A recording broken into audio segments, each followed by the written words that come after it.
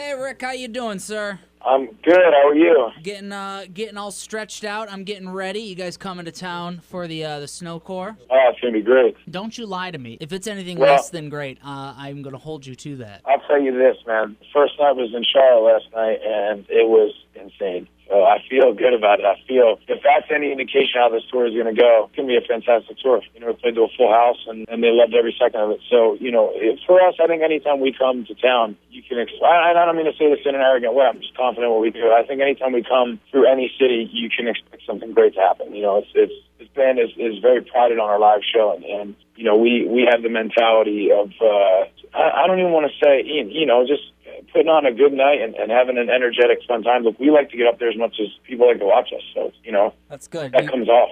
I could sum it up in a couple words here. If you guys have fun, then we won. Yeah, exactly, and we always do. Yeah. You know what I mean? We always do. You know, we're before every show. You know, we're more excited than the people out there to see us.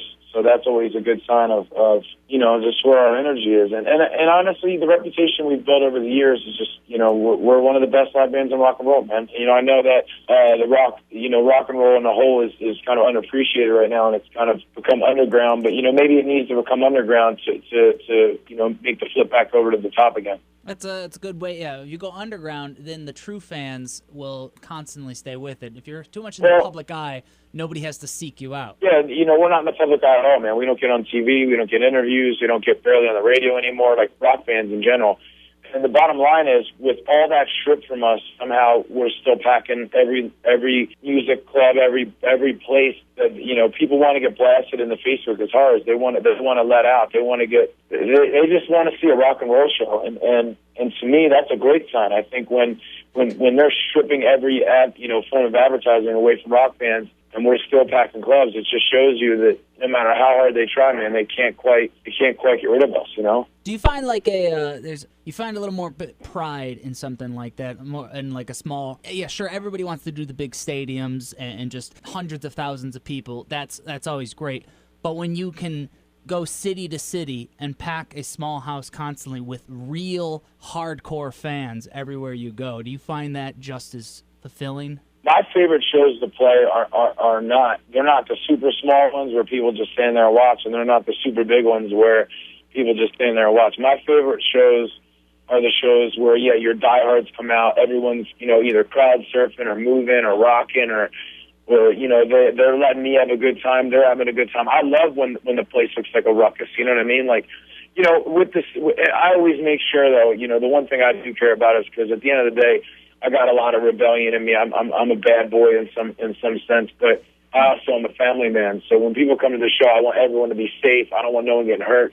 But I do want people crowd surfing for the first time and seeing me at the stage. I do want to jump off the stage when I'm done performing. I want it to be a rock and roll show. I want people sweating. I want people letting out their frustrations, and those are my favorite shows. So yeah, when you come to a place that seats 500 people and, you know, 500 people come out to it, you know, I love seeing the rock community come together and people crowd surfing to the front and rocking out. And, you know, I'm not a big pit guy, man. You know, I'm not afraid to get into the pit. I've been in some pits in my life, but at our shows, I'd rather see everyone, you know, helping each other and taking care of each other and making the experience memorable and great instead of, like, you know, really wrecking each other. Do you think that happens with age, though? Do you think, like, maybe a 22-year-old Rick was a huge pit guy, and now here we are, in our 30s, not so much a pit guy? No, I was always a crowd surfing guy, man. I was always the guy that crowd surfs and smokes a joint on the way. You know what I'm saying? Always. Even when I was 22, it's like, crowd surf me up to the front, man, and hand me that joint. I'll smoke it as I surf. You know, that's where I was when I was 22. You know what I mean? Yeah, I'm a multitasker. You know, I never really had it in me to try to hurt anyone or show anyone how badass I was, because I'm big, man. I know I'm badass. You know what I mean? Dude, Rick, you're becoming my best friend right now. Yeah, man. What I do, I'm the opposite of you. 22-year-old Dalton was, yeah, I'll do whatever else. I'll jump off anything you want, to do a backflip off everything. And now I'm pushing 30, and I think my bones don't heal as fastly. So I show up to concerts. You ever seen Little Giants? Of course. Yeah, I show up like that kid whose mom who didn't think the pads were safe enough. I'm head to toe. Oh, yeah, he's sneezed 3 times and she took him to the doctors? That's right. I come wrapped up in a memory foam mattress. That's funny. You know why? It's true, man. You're doing try back to him now. I bet you hurt something weird, like your hip or your butt, or just say your ankle or something. Oh my God! Like the injuries nowadays are exactly what you said. When I was 20, 21, I could heal anything, man. I could jump off the building down on my foot and be like, it's all right. Now I feel like I jump off a high step and I'm like, my foot hurts. All right. So did you say you kicked off the tour the other day in Charlotte?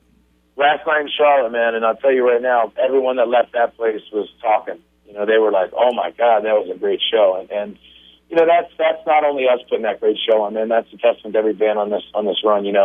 Framing Hanley's been doing this for a long time. Those guys are veterans. Flyleaf, obviously, very respected veterans. They put on a fantastic live show. So, but I will say, when people were leaving the building, they were talking. They were saying, dude, that show was insane. And we were a big part of that as well. You know what I mean? We go out there and we drop the hammer on everyone, man. And at the end of the day, that's gotten us in trouble. If I'm going to be honest with you, that's gotten us in trouble throughout our musical career, man. Other bands, and I'm not saying on this tour at all, because this is one of the tours where I feel like all the bands respect each other, and we know what everyone's accomplished. But I've been on tours with newer bands, older bands, and we throw down hard enough to where I start hearing whispers like, step on their sound. Don't let him jump off the stage anymore. Mm-hmm. You know what I mean? Like, people start really trying to, it happened on the previous tour we were on where, the band was intimidated by what our live show was about. And it was like, hey, tell them to take it from an A to a B. You know what I mean? Like, yeah, well, there's a lot of fear in having to follow something that deep down you can't follow. And when you're stealing heat, not unintentionally, you're just going out there and performing the best you can. But I can understand it's a selfish matter of them to go, hey, stop being you. So, yeah, I never would have any accusations of bands doing this, but I've actually physically had our sound stepped on for an entire tour. So I know that it's out there. I know it's a fact that some bands are intimidated by what our presence live. Some bands don't. Some bands love it. Some bands embrace it. Some bands don't give really a shit. Some bands are like, dude, you're you, and we love you guys, and we're just like, they're confident in their abilities, they're confident in our abilities. But some bands are insecure, and they want to, they don't even want us to play. So it's weird. There's some bands that you probably won't see us play with anymore, because they ain't trying to have. Who's that? Let's hear the dirt. Who do we hate? We'll talk about it, man. We'll talk about it. Lou Graham? Is it Lou Graham? Steve Perry? Look at our past touring history and try to figure it out. You know what I mean? Who do you think?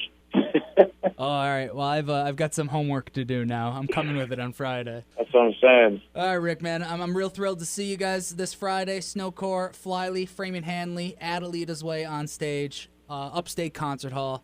Anything else before I let you go? If you want to have fun, come out. That's the bottom line. There's nothing better that's going to be going on. And even for people who are on the fence, I promise you come out. It'll be something 10 times more than what you're expecting. You'll leave like, whoa, I did not know or think that whole concert, like I said, it's the whole concert, man. The whole concert is good. The whole vibe is good. It's going to be electric, man. All right, can't wait, brother. Thank you so much. I'll see you soon.